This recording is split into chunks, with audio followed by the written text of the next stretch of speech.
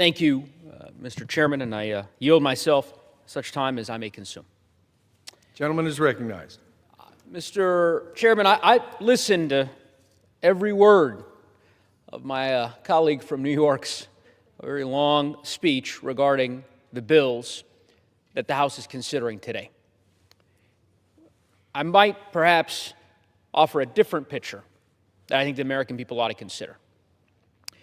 I think, as you know, Mr. Chairman, last month, the U.S. economy shed over 100,000 jobs. 100,000.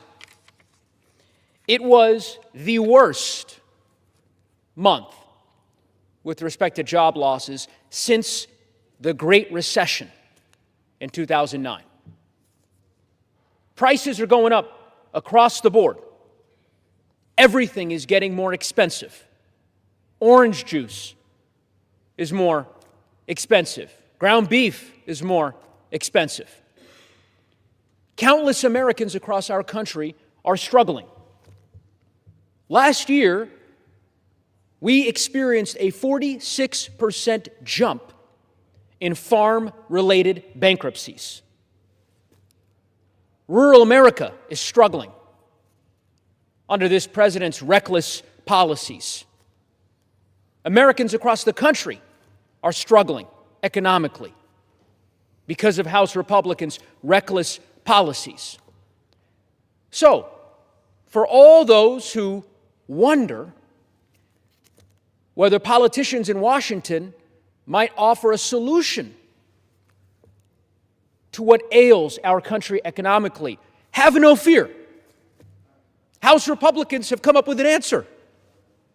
This week, they are focused on what really matters to the American people. Cutting taxes for tasers and making it easier for multinational tech companies, monopolies, to build undersea cables through marine sanctuaries. Those are the bills that we're considering today on the floor. That is their answer to the economic crisis that has befallen the people of our great country. It's absurd. Absurd.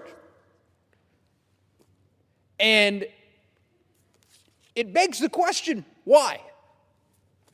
Why would House Republicans choose this course? Again, given all the challenges that I know their constituents face, as mine do. Unfortunately, it is a reflection of the core values of just too many of my colleagues on their side of the aisle, who invariably, incessantly, inherently are dispositioned to favor the ultra-rich and the biggest corporations on planet Earth. And anyone who doubts it, consider the bills that we're debating today. I got to tell you, I do a lot of town halls in my district. I represent the great state of Colorado. I know the chairman, being from Nevada, knows my state quite well. I represent a large district in western Colorado and northern Colorado. It's bigger than 8 states, with no offense to my colleagues from New Jersey or Maryland or Rhode Island. It's a huge district, which means I'm on the road a lot. I do a lot of town halls. And a lot of issues come up at these town halls. A lot of obstacles that Coloradans and Americans are facing that they would like to see their elected leaders help solve. But I can tell you, Mr. Chairman, the one topic that has never come up at a single town hall that I've held in my career, undersea cables. Just hasn't come up. Maybe my colleague in New York has a different experience. I don't know. I don't know if he hosts town halls. I would encourage him to do it. And maybe undersea fiber optic cables are a big deal in his district. I can tell you they're not in mine. My constituents aren't really concerned with slashing permit fees so that the largest technology companies on planet Earth can build fiber optic cables through marine animal sanctuaries. Like, that just isn't something that they're spending a lot of time thinking about. Who could blame them, given all of the concerns that they have in light of the economic conditions that they are experiencing by virtue of this administration's cruel policies that the House Republican caucus has abetted at every turn? Now, one could ask, Mr. Chairman, as I suspect you would, well, what's the gentleman from Colorado's suggestion? Lucky for you, Mr. Chairman, I have one. Because we know that one of the reasons that prices are going up across the board in the United States are tariffs. This president's reckless policies with respect to tariffs. And we have some solutions in that regard, ways that the Congress can finally stop abdicating its authority and exercise its powers with respect to tariffs. I think the chairman knows that because Speaker Johnson decided to tuck into the rule that we're considering today a measure that would prevent the House from considering any changes to the president's tariff policies for yet another 6 months. I'm going to read you a quote.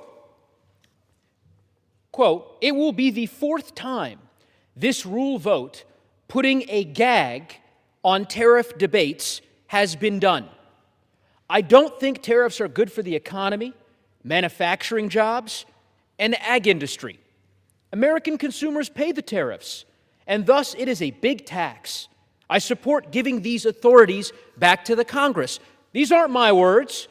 These are Republican Congressman Don Bacon's words, your colleague, who agrees that what Speaker Johnson is trying to do is yet again gag the United States Congress. So to Mr. Bacon, I say thank you for your honesty. And to the rest of my colleagues, I say, where is your backbone? Where is your spine? Stand up for the Constitution as your colleague is doing. Stand up for the House of Representatives. Stand up for your constituents. Shameful, Mr. Speaker. And I'm hopeful that perhaps that political courage that Mr. Bacon is showing will be contagious. Maybe a few more of my colleagues will join him. In any event, I know we have a lot of speakers who are eager to talk on this subject. I will reserve the balance of my time. Gentleman from